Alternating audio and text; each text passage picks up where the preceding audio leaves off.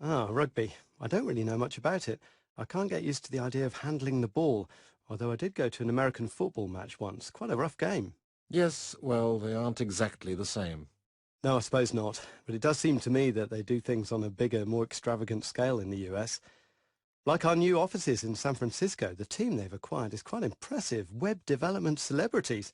But I suppose you've already had dealings with them. They authored the global strategy for the contract. Yes, I was over there in March. So, tell me, Alex, I saw on your profile that you studied in the US for a while. Where did you finish your studies? So which word can you use to describe your postgraduate qualification? Attestation, masters, doctors, license, certificate, accreditation, certificate. That's not exactly right. But don't give up. Keep playing and listen carefully to the answer you should have chosen. Well, I actually studied in Frankfurt before getting my master's in Paris.